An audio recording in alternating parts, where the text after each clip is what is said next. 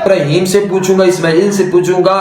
پیر عبد القادر جیلانی رحمہ اللہ تعالیٰ سے پوچھوں گا، بابا فرید سے پوچھوں گا، علی اجمیری رحمہ اللہ تعالیٰ سے پوچھوں گا، اللہ کے علاوہ ہر وہ شخص، ہمیں کسی بات کا پتہ تک نہیں، علم ہی نہیں ہے، صاف انکار کر دیں گے اللہ کی بارگاہ کے اندر۔ اللہ صلی اللہ علیہ وسلم نے فرمایا قیامت اس وقت تک قائم نہیں ہوگی جب تک کہ میری امت کے لوگ دوبارہ پھر سے بتوں کی پوجا کرنی شروع نہیں کریں گے۔ یہ حدیث سنن ابی داؤد کے اندر 42-52 نمبر حدیث ہے۔ دیکھیں اس وقت رسول اللہ صلی اللہ علیہ وسلم کی پیشین گوئی پاکستان کے اندر اور مختلف ممالک کے اندر کلمہ گو، جو کلمہ پڑھنے والے ہیں، جو رسول اللہ صلی اللہ علیہ وسلم کو ماننے والے ہیں، اللہ کو ایک ماننے والے ہیں، دعویٰ ان کا یہ ہوتا ہے، لیکن وہ کیا کر رہے ہیں؟ وہ بتوں کی پوجا کر رہے ہیں۔ جیسا کہ اگر آپ سرچ کریں گے تو آپ کو پتہ چل جائے گا لال شہباز قلندر کا جو ہے وہ بت بن چکا ہے اور لوگ اس کی پوجا کر رہے ہیں۔ اور بالکل اسی طرح یہ پیچھے ویڈیو ملی ہے، وہ آپ سکرین پر بھی دیکھ سکیں گے کہ امام بری سرکار جو دربار ہے، پاکستان کا بڑا معروف اور مشہور دربار ہے، اس کے اندر اس کے پاس ایک پتھر ہے، اس پتھر کو لوگوں نے پونجنا شروع کر دیا ہے۔ مارگلا کے خوبصورت اور پر اسرار جنگلوں میں موجود ایک پتھر، جس کی زیارت کو دور دراز علاقوں سے لوگ آتے ہیں۔ کہا جاتا ہے لوگ یہاں پہ ناچ کے اپنی عقیدت ظاہر کرتے ہیں۔ میں لوہے دندی پہ بری امام سرکار کے چلا گاہ پہ موجود تھا، اور لوگوں کا دعویٰ یہ ہے کہ یہ امام بری سرکار کی گائے تھی جو انہوں نے پتھر کی بنا دی، ان کے پاس یہ طاقت تھی، یہ قوت تھی، اور لوگ جو ہے اس سے فیض حاصل کر رہے ہیں۔ پھر لوگوں کا یہ دعویٰ ہے اور لوگ اس کو پونج رہے ہیں اور وہاں سے تبرکات جو ہے وہ اٹھا کے لے کر جا رہے ہیں، اور لوگوں نے اس بت کو، اس ایک پتھر کو اپنا معبود بنا لیا ہے۔ ہمارے جو کچھ ملا ہیں، ان لوگوں نے یہاں تک ان لوگوں کو پہنچایا ہے کہ یہ لوگ بتوں کی پوجا کرنی شروع کر دی۔ ان لوگوں نے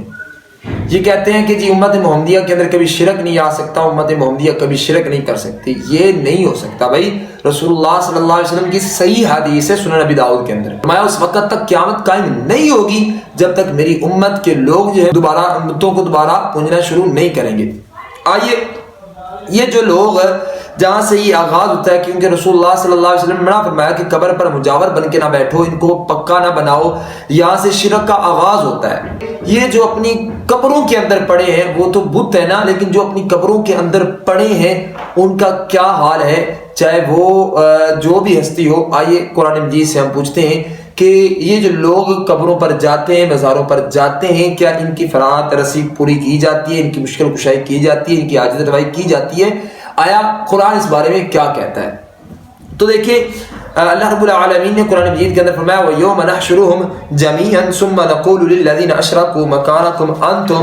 وَشُرَكَاؤُكُمْ فَزَيَّلْنَا بَيْنَهُمْ وَقَالَ شُرَكَاؤُكُمْ مَا كُنْتُمْ إِيَّانَا تَعْبُدُونَ۔ قیامت کا دن ہوگا، میدان محشر ہوگا۔ یہ سورۃ یونس ہے، آیت نمبر 28 اور 29 ہے۔ اللہ رب العالمین جتنے بھی شرکاء ہیں، یعنی کہ جن کی لوگ عبادت کرتے رہے، وہ مکے کے کافر ہوں یا آج کا کوئی مشرک ہو یا اس کے بعد آنے والا کوئی مشرک ہو، وہ عبادت چاہے اولاد کی کرتا رہا ہو، چاہے وہ منات کی کرتا رہا ہو، چاہے وہ عزا، چاہے وہ حبل، یا چاہے وہ ابراہیم یا اسماعیل علیہ السلام، یا آج کے کسی ولی پیر عبد القادر جیلانی رحمہ اللہ تعالی، یا بابا فرید، یا جو ہے پیر علی حجویری رحمہ اللہ تعالی، یا جو لال شہباز قلندر ہیں ان کی، یا امام بری کی، یعنی کہ جو بھی ہیں جن کی بھی عبادت کی جا رہی ہے یا جن کے بھی مزاروں پر لوگ سجدہ ریز ہو رہے ہیں، جن کی نظر و نیاز دے رہے ہیں، جن کے اوپر چادریں جو ہیں وہ چڑھا رہے ہیں، اللہ رب العالمین ان کو اور ان کے شرکاء کو کل قیامت کے دن جمع کریں گے۔ اس آیت کے اندر اللہ رب العالمین فرما رہے ہیں میں ان کو جمع کروں گا، اور جمع کر کے جو شرکاء ہوں گے جن کو یہ میرے شریک ٹھہراتے رہے ہوں گے، میں ان سے پوچھوں گا، ابراہیم سے پوچھوں گا، اسماعیل سے پوچھوں گا، پیر عبد القادر جیلانی رحمہ اللہ تعالیٰ سے پوچھوں گا، بابا فرید سے پوچھوں گا، علی اجمیری رحمہ اللہ تعالیٰ سے پوچھوں گا۔ اللہ کے علاوہ ہر وہ شخص، ہر وہ انسان، ہر وہ چیز جس کی لوگوں نے پوجا کی، اللہ ان کو کھڑا کر دے گا سامنے، اور شرکاء کو اور ان کی عبادت کرنے والوں کو دونوں کے درمیان میرا رب اس طرح فاصلہ ڈال دے گا، اور اللہ شرکاء سے پوچھے گا یہ تمہارے مزاروں پر آتے تھے، تمہاری قبروں پر آتے تھے، سجدہ کرتے تھے، تمہاری عبادت کرتے تھے، کیا تم اس بات کو جانتے ہو؟ تو وہ صاف اور صاف انکار کر دیں گے، اللہ ہم نہیں جانتے ان کو، یہ ہماری درگاہ پہ ہماری قبروں پر آ کے عبادت کرتے تھے، اس بات کو ہم نہیں جانتے۔ پھر آگے اللہ فرماتے ہیں فَكَفَى بِاللَّهِ شَهِيدًا بَيْنَنَا وَبَيْنَكُمْ إِن كُنَّا عَنْ عِبَادَتِكُمْ لَغَافِلِينَ۔ پس اللہ کافی ہو جائے گا، شرکاء وہاں پر کہیں گے اللہ تو جانتا ہے، تو ہمارا گواہ ہے، ہم جانتے ہی نہیں ہیں کہ یہ ہمارے پاس آ کے کیا سوال کرتے تھے، کیا حاجتیں رکھتے تھے، کیا بات کرتے تھے، کیا اپنی مشکل کشائی پیش کرتے تھے، کیا اپنی حاجت روائی پیش کرتے تھے۔ ہم اس بات پر ہمیں کسی بات کا پتہ تک کی نہیں، علم ہی نہیں ہے، صاف انکار کر دیں گے اللہ کی بارگاہ کے اندر، اور پھر اللہ ان دونوں کے درمیان فیصلہ کر دے گا۔ اگر شرکاء میں سے کوئی ایک ایسا شریک ہوگا جس نے ان کو شرک کی طرف دعوت دی، تو اللہ رب العالمین ان کو، اس کو اور ان دونوں کو، یعنی کہ شریک کو بھی اور اس کے